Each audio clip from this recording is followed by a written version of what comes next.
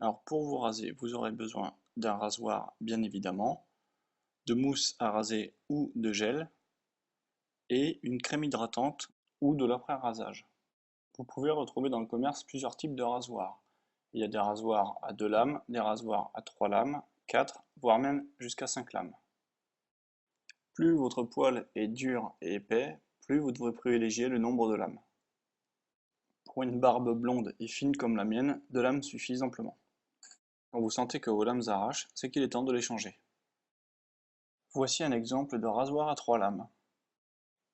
La mousse à raser sert de coussin protecteur pour la peau. Elle facilite la glisse du rasoir. Vous en retrouverez différents modèles. Gel ou mousse, moi je préfère le gel. Plus facile à doser, donc plus économique, et plus facile à étaler à mon goût. Vous retrouverez des gels pour peau sensible, hydratants à l'aloe vera, etc. Après le rasage, vous pouvez vous hydrater la peau avec une crème réhydratante ou de l'après-rasage afin d'apaiser les micro-coupures. Vous pouvez observer que ma barbe est fine et non fournie, d'où mon intérêt à n'utiliser qu'un rasoir à 2 lames. Cependant, il faut toujours raser dans le sens du poil, pour éviter la mauvaise repousse du poil qui serait coupé à l'envers. Au niveau de la face, il faut raser du haut vers le bas, ainsi que certaines parties du cou. Toutefois, chaque pilosité est différente et prenez soin de bien regarder le sens du poil. Nous voyons bien ici que le poil pousse du haut vers le bas, contrairement à la base de mon cou où le poil pousse du bas vers le haut. La raison pour laquelle il est si nécessaire de faire attention au sens du poil pour la coupe, c'est que si vous coupez à l'envers, vous allez abîmer votre barbe, irriter votre peau, et au bout de 10 ou 20 ans de rasage, vous ne pourrez plus vous toucher la peau tellement elle vous brûlera. Vous aurez l'impression d'avoir des poils comme des aiguilles. Pour commencer, humidifiez votre peau. Mettez un peu d'eau sur vos mains et tapotez votre visage. Puis, placez une noisette de mousse ou de gel sur le bout de vos doigts. Massez votre visage. Pour le passage de la bouche, vous pouvez refermer vos lèvres, puis passer au-dessus. La mousse va préparer votre poil au rasage. Celui-ci va gonfler et s'attendrir afin de faciliter la coupe.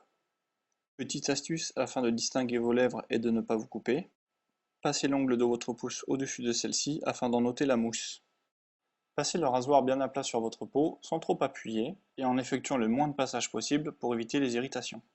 Rincez régulièrement votre rasoir pour enlever les poils qui s'accumulent entre les lames et rendent inefficace le rasage. Il existe plusieurs méthodes. Soit vous remplissez l'évier d'eau afin de secouer les lames dedans, mais je trouve cette méthode inefficace et pas très hygiénique. Ou vous rincez les lames sous un filet d'eau et vous tapez le rasoir le long de l'évier.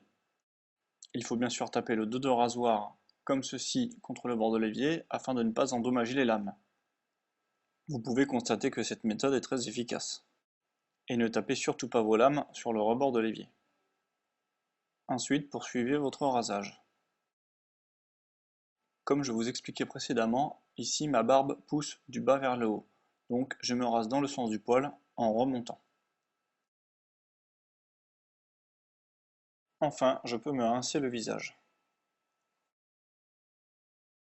Essuyez-vous en tapotant. Vous pouvez observer que le rasage est impeccable.